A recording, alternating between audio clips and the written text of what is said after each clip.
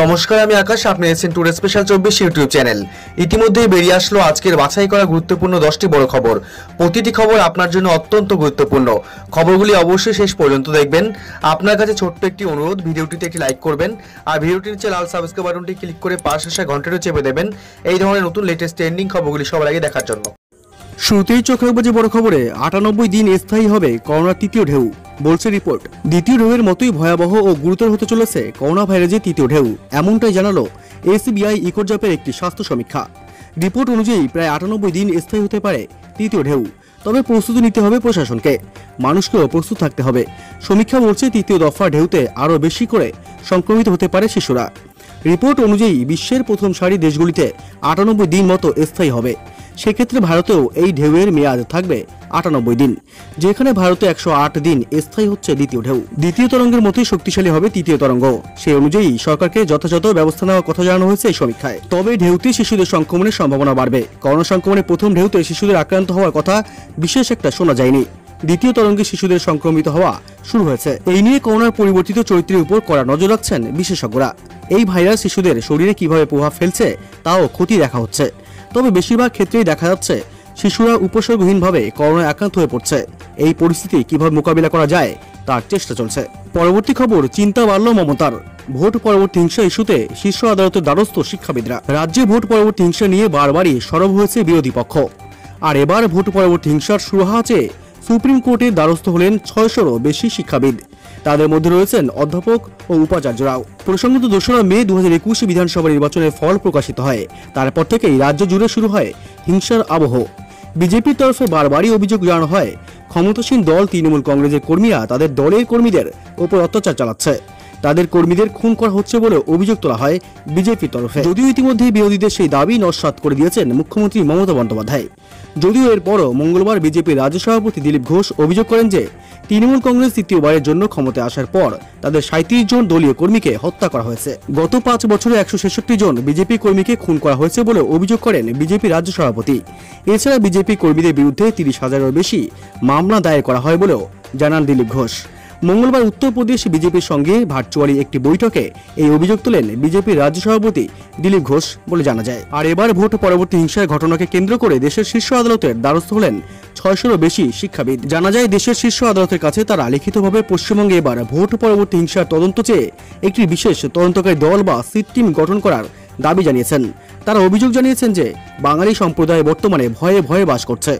কি রয়েছে সে আবেদনে? সাম্প্রতিকতম বিধানসভা নির্বাচনে যারা তৃণমূল কংগ্রেসের বিরুদ্ধে ভোট দিয়েছিলেন তারা এর শিকার হচ্ছেন বলে আবেদনে জানানো হয়।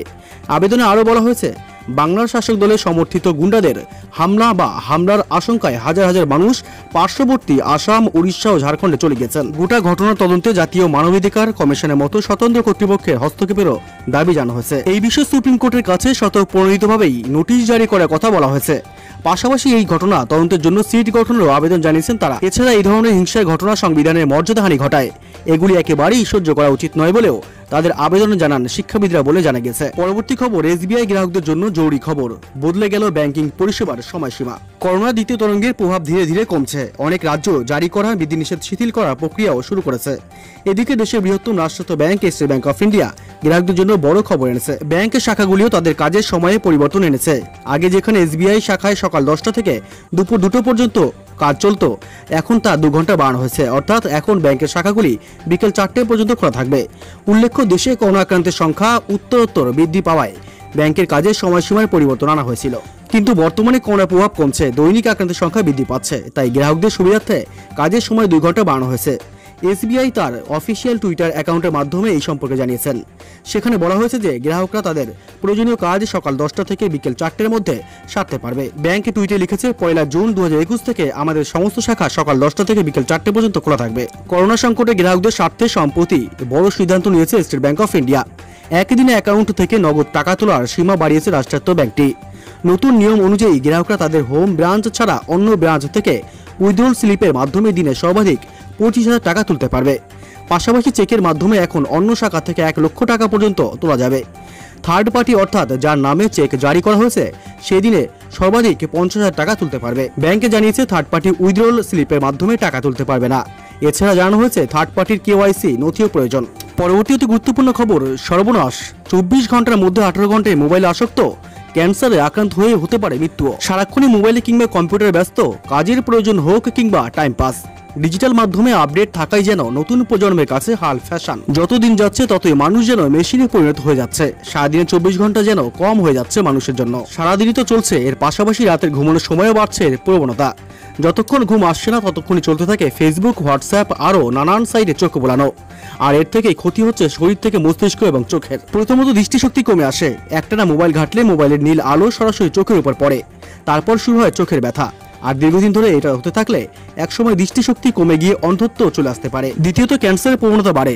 মোবাইলের নীল আলোর কারণে মেলাটোনিন হরমোন নয়, তার পাশাপাশি সব হরমোনই ক্ষরণের বাধা আসতে থাকে, যার ফলে শরীরে অ্যান্টিঅক্সিডেন্ট সহ একাধিক গুরুত্বপূর্ণ উপাদানের ঘাটতি দেখা যায়, যা ক্যান্সার রোগে, বিশেষত প্রস্টেট ক্যান্সার, ব্রেস্ট ক্যান্সারের আশঙ্কা বাড়িয়ে দেয়। তৃতীয়ত মস্তিষ্কের ক্ষতি। ঠিকমতো ঘুম না হলে ধীরে ধীরে মস্তিষ্কের কাজ করার ক্ষমতা কমতে শুরু করে। এর ফলে ধীরে ধীরে স্মৃতিশক্তি কমতে থাকে। শুধু তাই নয়, ব্রেনের মধ্যে নানা সমস্যা শুরু হতে থাকে। এর ফলে মস্তিষ্কে নানা জটিল রোগ বাসা বাঁধে। চতুর্থত রেটিনার উপর চোট পড়ে।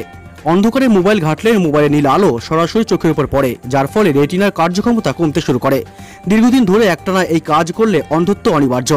অন্ধত্বের মতো কঠিন রোগ থেকে বাঁচতে মোবাইল থেকে দূরে থাকুন। পঞ্চমত রাতের বেলা একদমই নয়। অন্ধকারের মধ্যে মোবাইল ব্যবহার করলে মোবাইলের থেকে যে আলো বের হয় তা চোখের মারাত্মক ক্ষতি করে। সেই সঙ্গে শরীরে মেলাটোনিন হরমোনের ক্ষরণও কমিয়ে দেয়। এর ফলে ঘুম আসতে চায় না। আর ঠিকমতো ঘুম না হলে শরীরে বাসা বাঁধে একের পর এক জটিল রোগ। এছাড়াও সেখান থেকে দেখা যায় শরীরের নানান সমস্যা। আপনার যদি এই অভ্যাস থাকে তাহলে আজ থেকে বন্ধ করুন এটি করা। পরবর্তী অতি গুরুত্বপূর্ণ খবর, DRDO's 2DG করোনা ওষুধ, কারা খাবেন আর কারা খাবেন না বিস্তারিত জানিয়ে দিল সংস্থা। বাজারে আসছে প্রতিরক্ষা গবেষণা ও উন্নয়ন সংগঠনের তৈরি 2DG করোনা ওষুধ। দামও নির্ধারণ করে দিয়েছে কেন্দ্র। সংস্থার দাবি, করোনা রোগীদের দ্রুত সুস্থ হয়ে উঠতে সাহায্য করবে এই ওষুধ। কারা ব্যবহার করতে পারবেন আর কারা পারবেন না, মঙ্গলবার সংস্থার তরফে টুইটে তা বিস্তারিত জানিয়ে নির্দেশিকা দেওয়া হয়েছে। প্রশ্ন, কাদের দেওয়া যাবে না 2DG ওষুধ? প্রথমত, অনিয়ন্ত্রিত ডায়াবেটিস রয়েছে এমন রোগীদের অথবা হৃদযন্ত্রের সমস্যায় ভুগছেন যারা, তাদের করোনা ওষুধ দেওয়া যাবে না। দ্বিতীয়ত, ARDS অর্থাৎ শ্বাসকষ্টজনিত রোগ, হেপাটিক ও কিডনির সমস্যায় ভুগছেন, তাদেরকেও দেওয়া যাবে না 2DG ওষুধ। তৃতীয়ত, গর্ভাবস্থায় বা সদ্য মা হয়েছেন যারা, তাদেরকেও দেওয়া যাবে না এই ওষুধ। চতুর্থত, 18 বছর বয়সের নিচে করোনা আক্রান্তকেও দেওয়া যাবে না DRDOর তৈরি এই করোনা ওষুধ। তবে প্রশ্ন, কাদের দেওয়া যাবে 2DG ওষুধ? প্রথমত, করোনা ভ্যাকসিন যেমন কোভিডকে আগে ভাগেই ঠেকায়, এই ওষুধই সেভাবে কাজ করে না, বরং 2DG রোগী সুস্থতার গতি বাড়িয়ে দেয়। তাই করোনা চিকিৎসা চলাকালীন দেওয়া যাবে এই ওষুধ। দ্বিতীয়ত, চিকিৎসকের পরামর্শ মেনে তবেই ব্যবহার করা যাবে। তৃতীয়ত, অক্সিজেন লেভেল কমে গেলে ওষুধের প্রয়োগে আক্রান্তের দেহে অক্সিজেনের পরিমাণ বাড়াবে। চতুর্থত, মৃদু থেকে বেশি উপসর্গের ব্যক্তিদের অবস্থা যাতে খারাপের দিকে না যায় তার জন্য দিতে হবে এই ওষুধ। পঞ্চমত, সর্বোচ্চ 10 দিনের জন্য এই ওষুধ প্রেসক্রাইব করা যাবে। এদিকে DRDOর নোটিশে বলা হয়েছে, রোগী ও তার পরিবারকে জানানো হচ্ছে তারা যেন এই ওষুধের সুবিধা পেতে হাসপাতালে কর্তৃপক্ষকে ডক্টর রেড্ডিস ল্যাবের সঙ্গে যোগাযোগ করার জন্য অনুরোধ করেন। পরবর্তী খবর, ইউহানের গবেষণাগাড়ি তৈরি হয়েছে করোনা, প্রমাণ মেলার বিস্ফোরক দাবি বিজ্ঞানীদের। প্রাকৃতিক পরিবেশ নয়, মারণ নোভেল করোনা ভাইরাসের উৎসস্থল ইউহানের গবেষণাগার। আর এই সংক্রান্ত প্রমাণও মিলেছে বলে দাবি করেছেন ব্রিটেন ও নরওয়ের বিজ্ঞানীরা। কোন পদ্ধতিতে এই ভাইরাস তৈরি হয়েছে তাও কার্যত ব্যাখ্যা করে দিয়েছেন তারা। দুই বিজ্ঞানীর সেই স্টাডি খুব শীঘ্রই বায়োফিজিক্স ডিসকভারির সংখ্যায় প্রকাশিত হতে চলেছে বলে খবর। এক আন্তর্জাতিক সংবাদ মাধ্যমের দাবি, ব্রিটিশ বিজ্ঞানী অঙ্গাল ডালগ্লেইস এবং নরওয়ে বিজ্ঞানী ডক্টর বির্জার সোরেনসেন 22 পাতার একটি রিপোর্ট তৈরি করেছেন, যাতে এ বিষয়ে বিস্তারিত ব্যাখ্যা দেওয়া আছে। কি দাবি করেছেন তারা? ওই দুই বিজ্ঞানীর দাবি, গত বছর কোভিড টিকা তৈরির জন্য ভাইরাসটির বিশ্লেষণ করেছিলেন তারা। সেই সময় ভাইরাসটির আঙুলের ছাপ মেলে বলে দাবি করেছেন তারা। দুজনেরই দাবি, ইউহানের ওই ল্যাবরেটরিতে একটি প্রজেক্টের কাজ চলছিল। সেই গবেষণার উপর অনেক আগে নিষেধাজ্ঞা জারি করেছিল আমেরিকা।